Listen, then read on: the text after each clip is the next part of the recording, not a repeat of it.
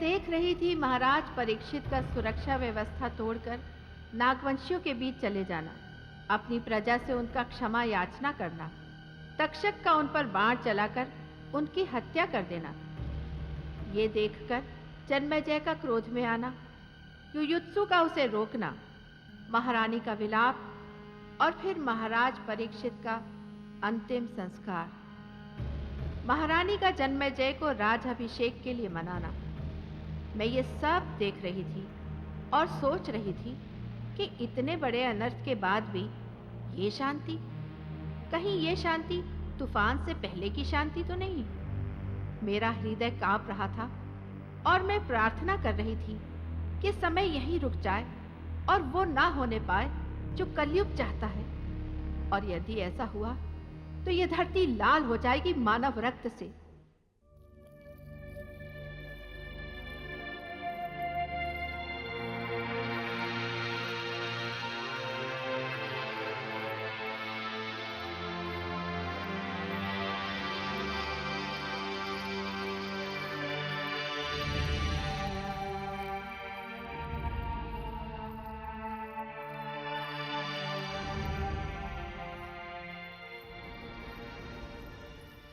प्रणाम दादाश्री।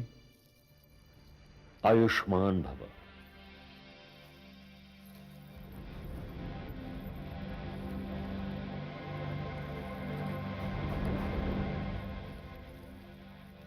मुनि आस्तिक, आप महर्षि व्यास के उत्तराधिकारी हैं। राजकुमार जन्मेजय को युवराज का मुकुट आपने ही पहनाया था। मेरी आपसे विनती है कि ये शुभ कार्य भी आप अपने हाथों से संपन्न करें।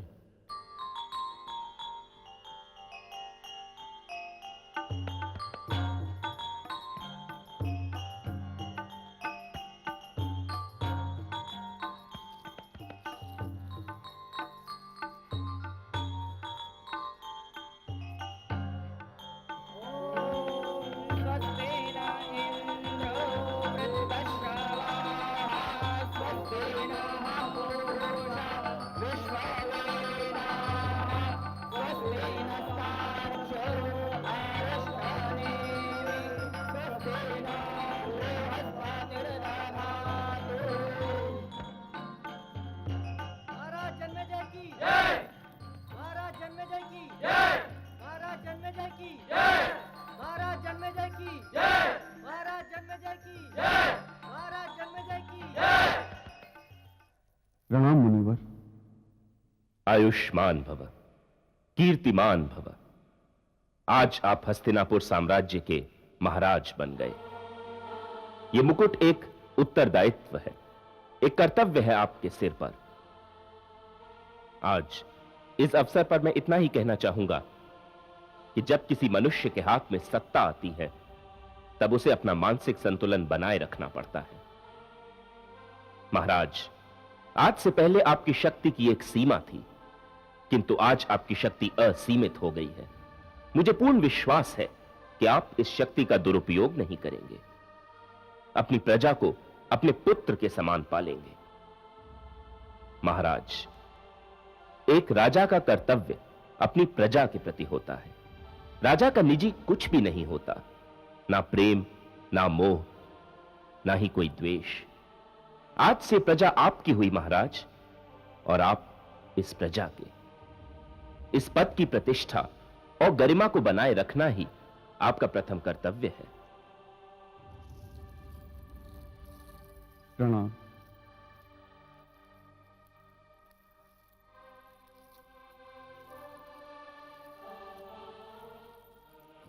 प्रणाम दादाश्री। आयुष्मान भव, यशस्वी भव। पौत्र, इसे मेरा अंतिम आशीर्वाद समझना। अब इसके पश्चात कदाचित मेरी कोई आवश्यकता नहीं है। दादाश्री, मुझे कहने दो पौत्र, मुझे कहने दो। मैं अपनी आयु के शेष दिन ईश्वर की आराधना करने में व्यतीत करना चाहता हूं, क्योंकि अब वही एकमात्र मार्ग है मुक्ति का।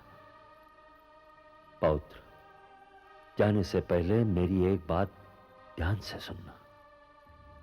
मैंने बार बार तुम्हारे स्वर्गीय पिताश्री को सावधान किया था कलयुग से।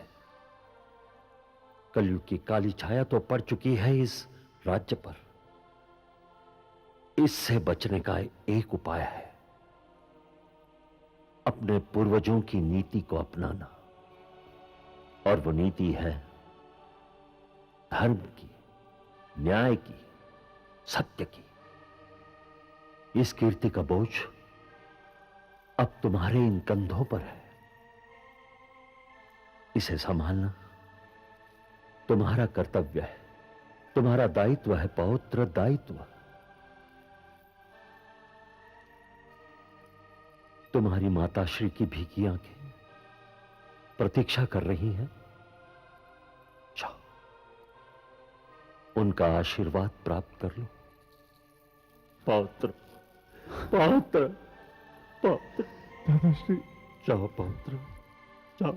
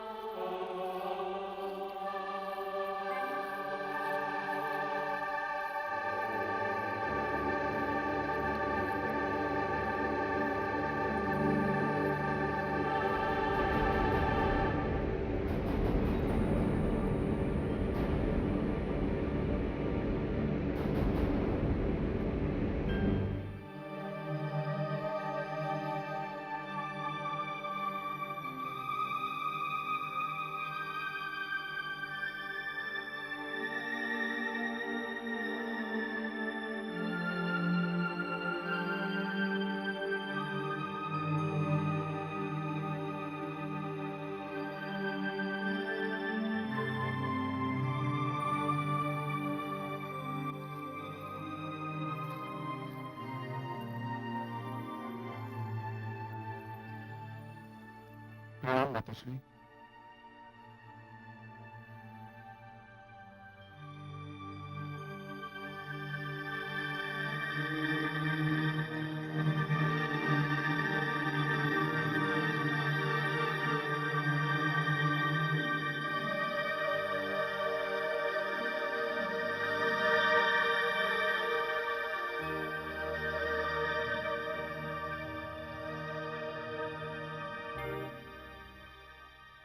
आओ पुत्र।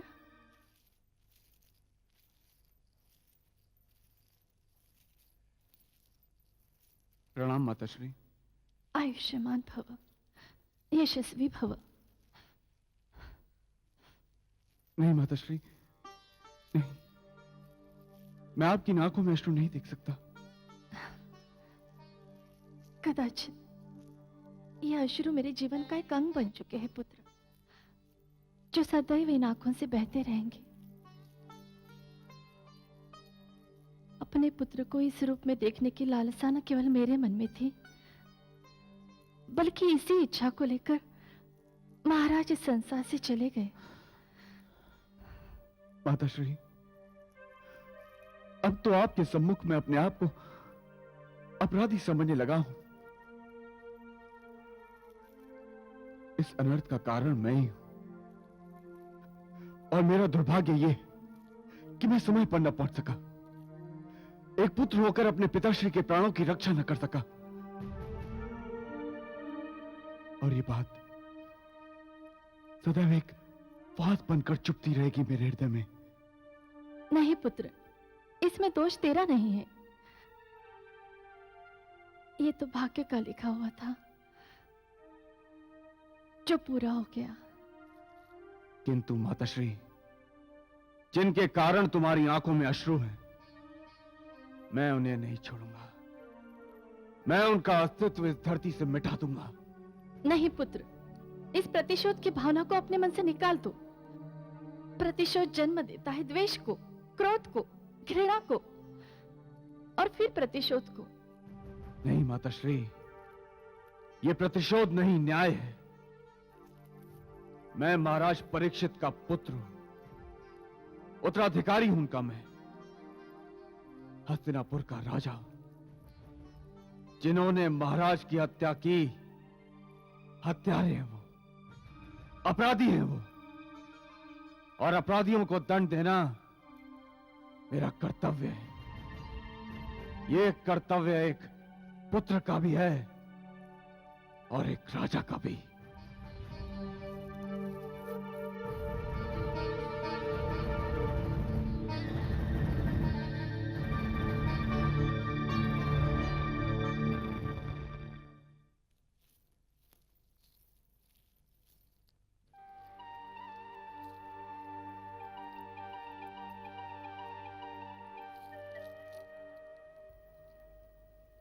महाराज, हाँ, अब तो आप महाराज हैं ना। कोई और अफसर होता तो कदाचित आपको बधाई देते, किंतु ये अफसर बधाई देने का नहीं। ये तो शोक की घड़ी है। महाराज, हम तो इस योग्य भी नहीं कि आपकी दुख की घड़ी में आपका दुख बांट सके। हम जानते हैं एक पुत्र के लिए यह समय कैसा होता है। हम तो उस दिन को कोस रहे हैं जब प्रथम बार हमारी और आपकी भेंट हुई थी और आपके हृदय में हमारे लिए प्रेम उत्पन्न हुआ था, और हम इस प्रेम के सागर में बहते चले गए। हमने इस सागर से उठती हुई पागल और हिंसक लहरों तक को नहीं देखा, जिन लहरों में घृणा थी, प्रतिशोध था। आपके प्रेम में अंधे होकर हम परिणाम से अनिभिज्ञ रहे, और आज जो कुछ भी हुआ है वो हमारे प्रेम का परिणाम है। कदाचित हम भी अपने प्रेम के परिणाम को भूल गए थे। हम ये भी भूल गए कि नागवंशी हमारे शत्रु हैं, और आज इस प्रेम ने हमारे पिताश्री के प्राणों को ले लिया। किंतु हम अपने पिताश्री के हत्यारे को कभी नहीं छोड़ेंगे, कभी क्षमा नहीं करेंगे। हम जब भी किसी नागवंशी को देखते हैं, अपने पिताश्री के हत्यारे की आकृति दिखाई देती है हमें उसमें। और आज तुम्हारी आकृति में भी हमें उसी हत्यारे की आकृति दिखाई दे रही है, क्योंकि तुम उसी हत्यारे की पुत्री हो। नहीं, आज के पश्चात हम इस आकृति को नहीं देख सकते, कदापि नहीं देख सकते।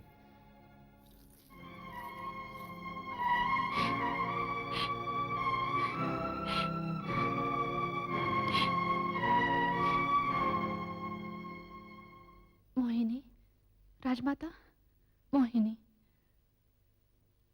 ये तो सत्य है कि तेरे पिता ने महाराज की हत्या की है, किंतु पिता के अपराध का बोझ पुत्री के कंधों पर नहीं डाला जा सकता। और तूने तो कोई अपराध भी नहीं किया है, बल्कि तूने हमें आकर सूचित किया था, अपने पिता के विरुद्ध जाकर हमारी सहायता की थी। मोहिनी, जन्मेजय ने तेरे साथ जो कुछ भी किया उसका बुरा मत मानना। वो अपने पिता के शोक में मानसिक संतुलन खो बैठा है। उसने जो कुछ भी किया क्रोध में किया। नहीं राजमाता, हमने उनकी किसी बात का बुरा नहीं माना और मान भी नहीं सकते, क्योंकि अपराधी तो हमारे पिता है ना। अच्छा राजमाता, अब हम चलते हैं। कहां जा रहे हो तुम मोहिनी? वापस अपनी बस्ती में। नहीं, अब तुम राजमहल से नहीं जा सकती। किंतु राजमाता, तेरे पिता ने महाराज की हत्या की है, उसे दंड अवश्य मिलेगा, किंतु तू अब वहां नहीं जाएगी। तुझे तो युवराज जन्मेजय ने पूरी सुरक्षा का वचन दिया है। तू तो इस वंश में कुलवधु बन के आने वाली है मोहिनी, किंतु अब वो वचन युवराज जन्मेजय के सिद्धांतों पर बलि चढ़ चुका है। अब एक हत्यारे की पुत्री इस राजमहल में नहीं रह सकती। एक नागवंशी कन्या इस राजमहल में कभी नहीं रह सकती राजमाता, कभी नहीं।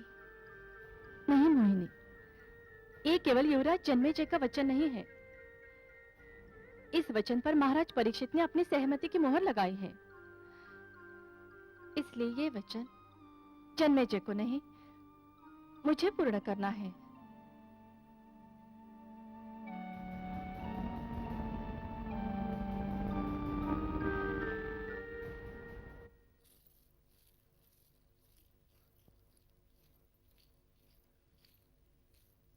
प्रणाम महाराज। प्रणाम राजपुरोहित जी। आप यहाँ? हाँ महाराज, मैं आपसे एक विशेष बात पर चर्चा करने आया हूं। अर्थात? मैं महाराज परीक्षित का ऋणी हूं। उन्होंने जो उपकार किया था मुझ पर, उसे तो मैं चुका नहीं पाऊंगा, किंतु मैंने महाराज को एक वचन दिया था कि अपनी शिक्षा संपूर्ण करने के पश्चात मैं सारा जीवन उन्हें समर्पित कर दूंगा। नियति ने तो महाराज को हमसे छीन लिया, किंतु अब यह सारा जीवन इस राजमहल के लिए है। महाराज, क्या चाहते हैं आप? महाराज के अकस्मात निधन से राजमहल ही नहीं, सारा हस्तिनापुर साम्राज्य अश्रुओं में डूबा हुआ है। अश्रु हैं कि थमने का नाम ही नहीं लेते। किंतु कुछ लोग ऐसे हैं जिनके कारण यह दुर्भाग्यपूर्ण घटना घटी है, और ये लोग इसे अपनी जीत समझकर उत्सव मना रहे। महाराज, नहीं पुरोहित जी, हम जानते हैं हमारे पिताश्री का हत्यारा कौन है, और हम उस हत्यारे को उचित दंड भी देंगे। किंतु 13 दिन राज्य शोक के, अब जो भी होगा 13 दिनों के पश्चात होगा। किंतु 14वां दिन उस हत्यारे के जीवन का अंतिम दिन होगा। तो क्या 13 दिन तक महाराज की आत्मा इस राजमहल में भटकती रहेगी? वो प्रतीक्षा करेगी कि उनका पुत्र 13 दिन पश्चात अपने पिता के हत्यारों को दंड देगा? आप चाहते क्या हैं? मैं नहीं, महाराज परीक्षित की आत्मा आपको पुकार पुकार कर कह रही है कि उठ पुत्र और कर दे उनका सर्वनाश, जिन्होंने कठोरता से रक्त बहाया है मेरा। और अब ये आपका कर्तव्य है महाराज। तब तो हम आज ही तक्षक को उसके अपराध का दंड देंगे। केवल तक्षक को महाराज? हाँ पुरोहित जी, तक्षक ने ही हमारे पिताश्री की हत्या की है। नहीं महाराज, केवल तक्षक ही महाराज का हत्यारा नहीं है, ये सारे नागवंशी महाराज के हत्यारे हैं। ये क्या कह रहे हैं आप? सत्य कह रहा हूं महाराज। जब तक्षक ने सौगंध खाई थी महाराज का वध करने की, तब सभी नागवंशी वहां उपस्थित थे, और वो सब चिल्ला चिल्ला कर कह रहे थे कि रक्त का बदला रक्त है। ऋषि शमी की हत्या तो एक बहाना थी महाराज। ये तो वर्षों पुराना द्वेष था, ये तो वर्षों पुरानी घृणा थी, जो नागवंशियों के मन में आर्यों के विरुद्ध पल रही थी। महाराज के जाने के पश्चात तक्षक इस राजमहल में अकेला नहीं आया था महाराज। तो क्या तक्षक राजमहल में आया था? हाँ महाराज, और उसके साथ शक्ति भी था। शक्ति? शक्ति गजरू प्रधान का बेटा है महाराज, और नागवंशी समुदाय का मुखिया। उन दोनों ने मिलकर इसी राजमहल में राजपुरोहित की हत्या की थी महाराज। ये क्या कह रहे हैं आप? हाँ महाराज, मैंने आपसे जो कुछ भी कहा उसका एक एक शब्द सत्य है। महाराज परीक्षित के हत्यारे स्वतंत्रता पूर्वक वन में घूम रहे हैं, और उनका साहस महाराज की हत्या के पश्चात इतना बढ़ चुका है कि वो आपको भी अपना शत्रु मानने लगे हैं। कल को उनके साहसी पग आपकी ओर बढ़ेंगे, फिर वे आर्यों का रक्त जल के समान बहाएंगे, और उन्हें रोकने वाला कोई ना होगा। नहीं, हम रोकेंगे उन्हें, हम रोकेंगे उन्हें। किंतु आपको तो 13 दिन तक प्रतीक्षा करनी है महाराज। वो प्रतीक्षा नहीं करेंगे, वो प्रतीक्षा नहीं करेंगे महाराज। आप सत्य कहते हैं, अब हम भी प्रतीक्षा नहीं करेंगे। सारे नागवंशी अपराधी हैं, और दंड सारे अपराधियों को मिलेगा, सारे नागवंशियों को मिलेगा।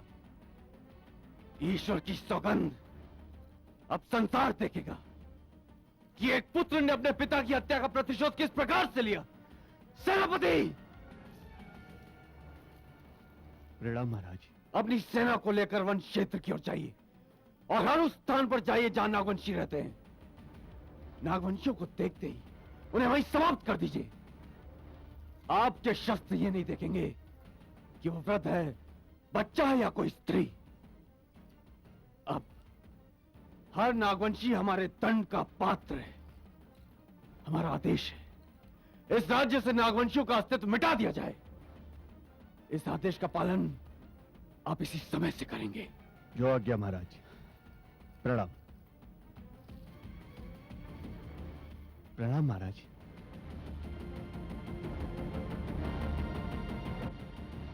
ठहरिए महाराज, ठहरिए। ये आप क्या दंड दे रहे हैं? एक अपराधी का दंड आप सारे नागवंशियों को देंगे? ये केवल एक व्यक्ति का अपराध नहीं, सारे नागवंशी अपराधी हैं। नहीं महाराज नहीं, ये अपराध केवल तक्षक ने किया है और वो हमारे बापू हैं। यदि कोई दंड का अधिकारी है तो वो हमारे बापू हैं, नागवंशी नहीं। नागवंशियों को तो इस अपराध और हत्या से कोई संबंध नहीं। महाराज की हत्या की सौगंध केवल तक्षक ने नहीं, सारे नागवंशियों ने खाई थी। जब हम वहां पहुंचे तो महाराज की हत्या हो चुकी थी और सारे नागवंशी वहां उपस्थित थे। हमने उनसे पूछा कि अपराधी कौन है, किंतु वो सब मौन थे। उनके मौन का कारण यही था कि वो इस अपराध में तक्षक के साथ थे। क्या अभी तुम यही कहोगी कि अपराधी केवल तक्षक है? हाँ, तक्षक ने भड़काया था उनको महाराज के विरुद्ध और कुछ नागवंशी थे भी उनके साथ, किंतु सारे नागवंशी उनके साथ नहीं थे। क्या वृद्ध, स्त्रियां, बच्चे थे उनके साथ? नहीं महाराज नहीं। आपका ये आदेश विनाश का कारण बन जाएगा। एक दोषी के कारण निर्दोष समुदाय में रक्त की धारा बह जाएगी। देखिए महाराज, मैं आपके आगे हाथ जोड़ती हूँ, अपने इस आदेश को रोक दीजिए, रोक दीजिए अपने आदेश को। नहीं, अब इस आदेश को नहीं रोका जा सकता। किंतु हम आपकी बात नहीं मानेंगे। तुम तो क्या अब हमें मृत्यु भी नहीं रोक सकती। हम आपको नहीं जाने देंगे। हट जाओ।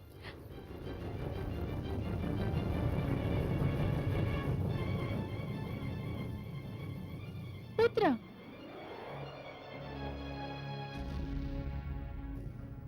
मोहिनी, राजमाता रोकिए महाराज को, वो सारे नागवंशियों को दंड देने जा रहे हैं। असंभव है अब उसे रोकना मोहिनी। राजमाता, वो आपके पुत्र हैं, आपकी बात अवश्य मानेंगे, आप उन्हें रोक लीजिए। अब वो केवल पुत्र नहीं है मोहिनी, हस्तिनापुर साम्राज्य के महाराज हैं, राजा हैं। एक माता केवल अपने पुत्र को आज्ञा दे सकती है, राजा को नहीं। फिर हम रोकेंगे उन्हें। किंतु तेरे पहुंचने से पहले राज्य की सेना के साथ वह पहुंच गया होगा। नहीं, हम उनसे पहले पहुंचेंगे, हम वन के मार्ग जानते हैं। हाँ पुत्री, अगर तू रोक सके तो अवश्य रोक ले उसे। हाँ।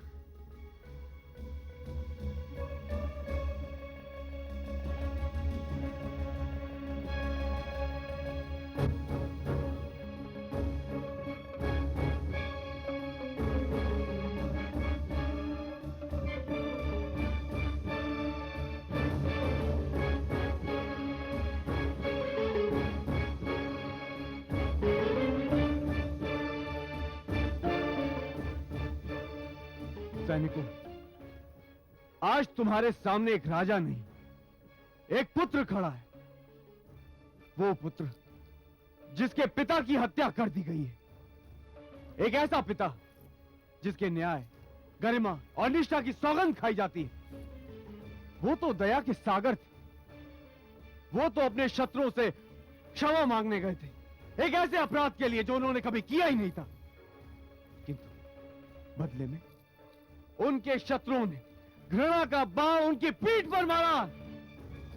मैं आप लोगों से पूछता हूं, क्या मैं उन शत्रु को क्षमा कर दूं? तो क्या मैं उन्हें दंड दूं?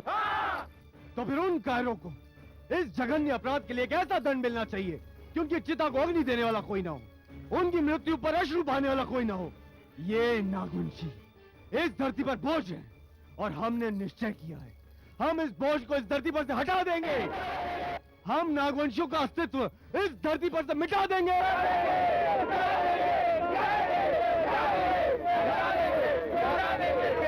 तो भी चलो मेरे साथ, जहां जहां नागवंशी दिखाई दे समाप्त कर दो उन्हें, कूच करो।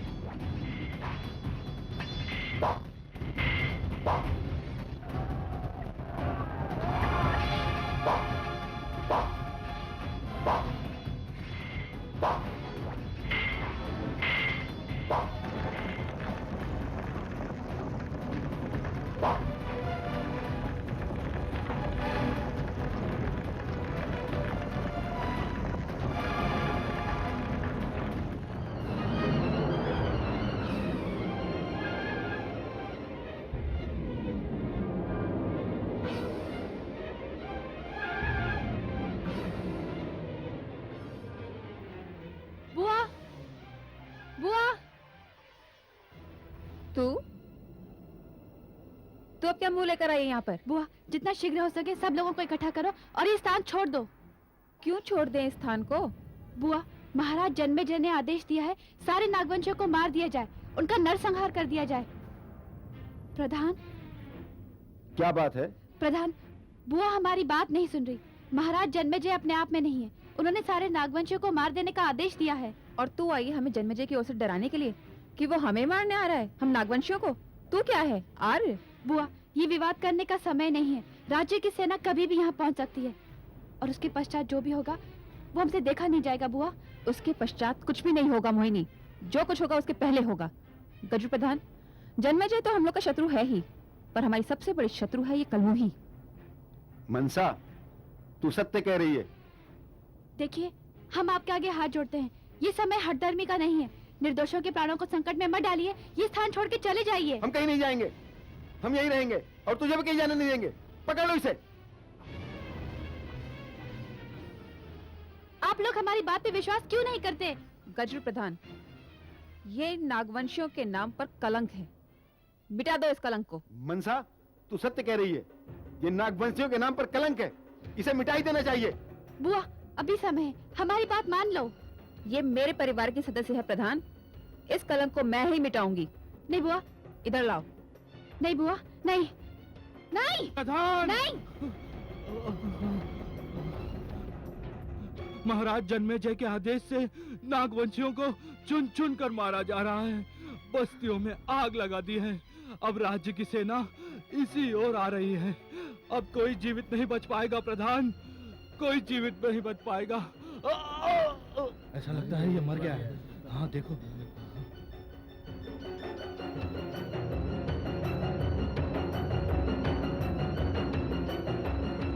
अरे ये तो मर गया। प्रधान, हम कहते हैं सबको एकत्रित करो और जितना शीघ्र हो सके इस स्थान को छोड़ दो। परंतु हम जाएंगे कहाँ मोहिनी? हम बताते हैं कहाँ जाना है, हमारे साथ चलो। मोहिनी, स्त्रियों, वृद्धों और बच्चों को लेकर तुम चली जाओ, हम यहीं रहेंगे, राजा के सैनिकों का सामना करेंगे। यदि राजा के सैनिक तुम तक पहुंच गए तो ये समझ लेना कि हमारी 100% चल कर गए हैं। जाओ जाओ, शीघ्र जाओ। चलो चलो।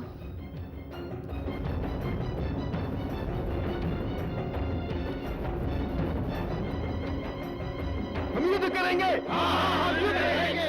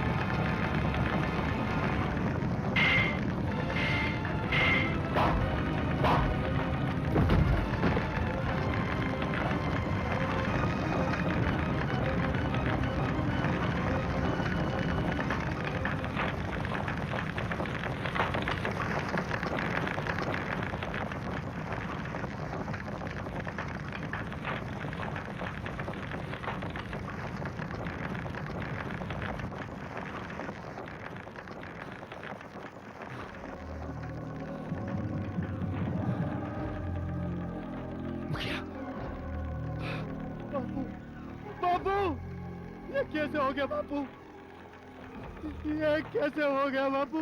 कैसे हो गया बापू? देख ली तुमने इन नारियों की नीचता, कितनी कठोरता से हत्याएं की है इन्होंने। वृद्ध बच्चे और स्त्रियों पर भी दया नहीं आई इन्हें। मैं आराम से ही कहता था, आराम से ही कहता था मैं कि हिंसक पशु है या आर्य है। सारी बस्ती का विनाश कर दिया इन्होंने। हाँ तक्षक, यही नहीं, जहां जहां नागवंशी है वहां वहां हो रहा है ये विनाश। अब कोई नहीं रोक सकता इस विनाश को। रुक सकता है ये विनाश, रुक सकता है। कैसे? कैसे रुक सकता है ये विनाश? हमें इसकी जड़ को समाप्त करना होगा। हमने एक बार सौगंध खाई थी परीक्षित का वध करने की, और आज हम सौगंध खाते हैं जन्मेजय का अस्तित्व समाप्त करने की। हम जन्मेजय को नहीं छोड़ेंगे। खाओ तुम लोग भी मेरे साथ ये सौगंध।